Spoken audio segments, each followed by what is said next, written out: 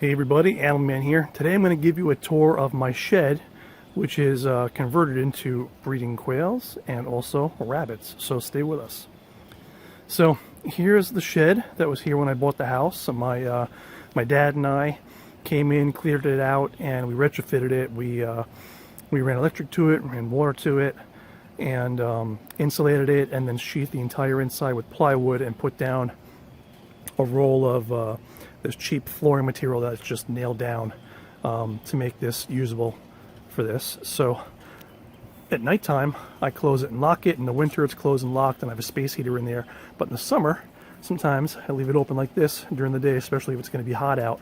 Let the humidity out, let any of the fumes out, so the animals can breathe and have a better life. So I'm going to take you to the inside and show you what we've got in here. So here's the screen door that I built and the latch, and I'll bring you in. So when you first come in, to the right is where I store the hay for the rabbits, and we've got our first rabbit and quail tower, as I call it. And this one is one of the first ones I built, so it's very old, very stained. I do keep them clean, but on the top I've got two quail cages, and each quail cage is 2 feet by 2 feet approximately on the inside. And I've got a sloped floor so the eggs can roll out into this bin. You can see where they are. And that makes egg collection easy. And I've got their food, which is basically just one of these that I got at the local feed store, one of these feeders. And I've retrofitted it to fit inside a 4-inch PVC.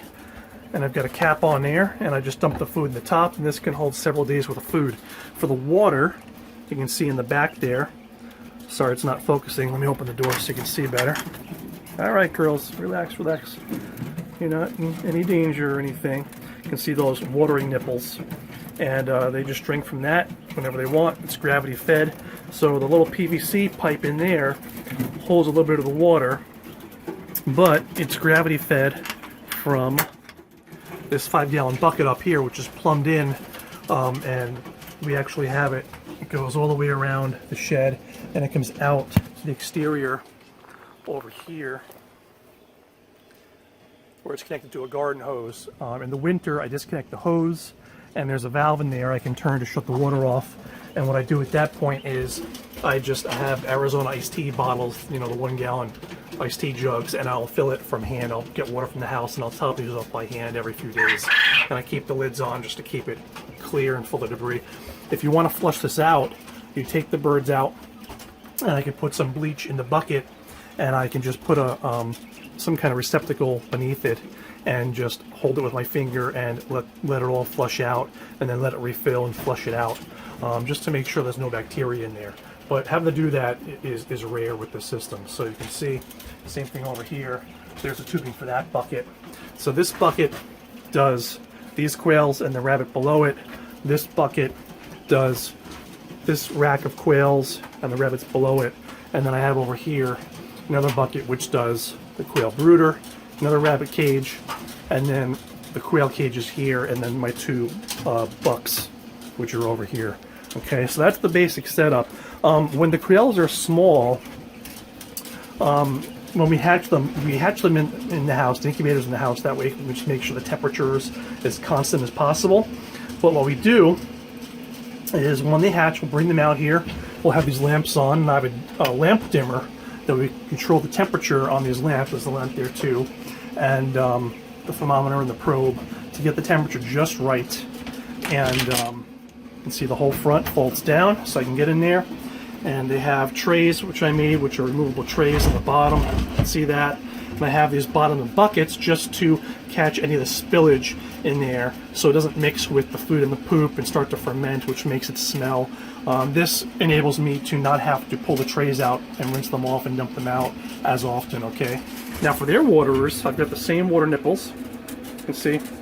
But what I've done is this is kind of floating. It's just wrapped on with this plastic strapping to this board, and what that allows me to do is as the quails grow, I can just raise it up by hand when they get larger, and then if I want new babies to go in here, I just bring it back down. Sorry, it's getting a little bit stuck right now, but I can bring it right down again to the lowest position.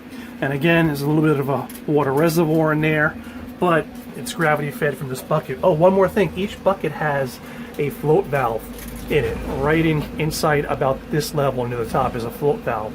And when it's connected to the plumbing during the spring, summer, and fall, what it does is as they drink water and the level goes down, the float valve opens up the water valve here and it just keeps it topped off constantly. I'll put a link in the description to those float valves and also these, which I got on Amazon, and I got the black tubing from Amazon if anyone's interested. These probes can be found at a local pet store. You can see it's a ZoomEd thermometer probe, but I'll put a link in the description to that on Amazon as well, in case anyone's interested. And this is just a brush that I scrape the screens with to keep the screens clean. Now, so that's about it for the quails. Oh, one more thing. I have in the corner here these pieces of strapping. It's like 3/4 inch by 1.5 inch, and I just have them cut to the length of the bottom of these doors, because when the quails first come in from the brooder into these cages, they can fit underneath, and that just prevents them from being able to fit. I'm not worried about the eggs rolling out yet because they're still immature at that point, but once they are about 6 weeks old, I remove those boards. I just hold them in with one screw on either end, and I remove the boards, and that allows them, when they start laying, for the eggs to roll down where they need to be. So that's it for the quails. Now for the rabbits, I have 3 cages for does, and these are their automatic feeders, which I created myself out of buckets. These are just probably, I don't know, 3 or 4 gallon buckets that I cut, and I dump the food in there, and these caps just keep it clean. You can see the inside of the cage here. Some food there and some poop there, but that's what the inside looks like. I have it screwed down to the door inside there, and then it's also attached by those 2 boards up there, and it's just gravity fed. The food comes out here, and I have 1/2 inch metal mesh around here zip tied on just to make sure they don't chew it or anything. And there's my girl, there's my mama. Here is her water. I use metal watering nipples for the rabbits because of the chewing, and then I have it sheathed in copper pipe. It's just fit over it. And you can see up there, there's the same black hose I use for the quails, but they can't reach it up there to chew it. So I just have the copper piping down there. She is in her nest box with her babies. The babies are about 5 weeks old right now. So I can open this up and show them to you. There's 4 babies she had. This is her first litter. Hey guys, hey mama. Hey little guys. They're not used to being handled really or anything. I pet them sometimes, but these are being bred for meat anyway. So that's her nest box. If I need to catch her or take her out, there's a door in there. I can close and latch it to get her on one side or the other. That way I can take her out for breeding or for maintenance in here or whatever. But this is the nest box, and when we breed her, we put her in the male's cage. And when they put her back in here, usually gestation's about 30 days-ish for her. I think it ended up being 32 days for her with this litter. And 3 days before she was due, I began taking hay from near the door and putting hay in the nest box, and she began making a nest. So I continue to do that every day until they're born. All right. So once they are about, I don't know, probably 8 weeks old, they'll be weaned, and I'll take them out of here. Excuse me while I just get that latched. I'll take them out of here, and then I have an area that I can bring them out to grow in, which I'll show you. So that's it for the rabbits. Oh, they're trays. Let me show you with the bucks here. Here's my 2 bucks. Here's the black one. It's going to be really hard to see him. He's all black. His name is Midnight. And then there's a white buck down here. There is he. Here's my big boy. His name is Moby Dick. And their trays are just cement mixing trays from Home Depot. And I made a 1/4 inch wire tray that fits on there with framed in PVC pipe and zip tied on, and that collects the poop because we can save the poop. The poop is a cold manure, which means that you can use it in the garden right away. You don't have to compost it or anything. So we separate the poop from the pee. It helps with odors in here, makes it easier to clean, but also we can save all that poop and use it for the garden or sell it or whatever we want. One more thing, this is my newest quail cage, my newest double cage here. And because of the slope on the roof of the shed, I couldn't have the feeders going straight up, so I have them going at an angle, and I can access them out there at an angle, dump the food in. They don't hold as much feed, but they still work great for what I wanted. And what I have, instead of 2 large trays, I used to have 2 large trays for the bottom. I have the water in the middle with a tray underneath the water here to collect, because they're very, very messy when they drink. You can see the water kind of sprays all over the place when they drink. It collects the water into this one, and I have this overflow tube, and it goes down right through the floor to the ground outside, in case it overflows and I haven't cleaned it yet. But that keeps the water mess separate from, you can see how clean this tray is with just the food and some droppings, and it makes everything a lot cleaner. There's less odor. We have a lot less fruit flies and bugs in here than previous years when I didn't do this system. So now all the cages have this. I have the water in the center of the double cage with their own tray in the center, and then the food out to the side with their own trays underneath where the food is. And that works great. And here's my collector for the eggs. And there's 20 eggs today, which is a good day for these girls. And what I try to have, these cages kind of have my special colored birds in them. So there aren't as many yet. We're going to do another egg incubation coming up soon. But the other ones, we have either 4 or 5 females and 1 male in each cage. And that way that male will continually breed those females, and all the eggs should be fertile. And that way we can either hatch them or eat them, whatever we want. That way they're all fertile. We can just pick and choose whatever we want and not worry about having to get fertile eggs from this cage and non-fertile eggs for eating from this cage or whatever. Some other things. In the summer, I've got a vent fan in here, and I created a tube just out of tar paper, and the fan's kind of sitting in the tube there, and it goes directly out that vent. So it blows air out that vent, and air comes in this vent, or when the door is open, it comes in the door too. Fly strips there for any flies that do get in here, but the screen door helps greatly with that. And the lighting is LED lighting, and that's on a timer. Just got a Zoom Ed timer right here, and that gives them their day and night cycle, and I have it 5 a.m.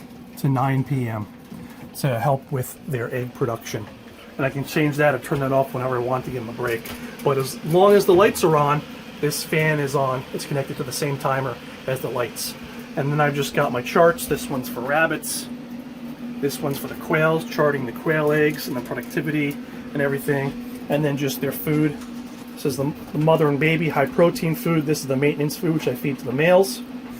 And the quail food is over here in this one. Then I have some carriers in case I need to remove them for butchering or whatever else, or maintenance or whatever. And then up here in this bin, I just have extra food and water hoppers and light bulbs and stuff like that. So that's it. Hope you guys found this useful.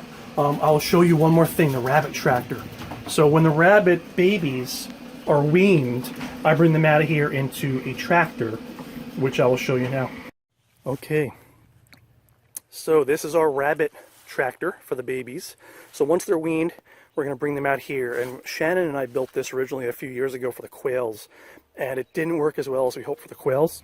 So what I've done is change the bottom, and I took the 1/2-inch mesh off the bottom, and instead I put these slats on. I saw this on a video on YouTube. I forget who it was, but I love the idea.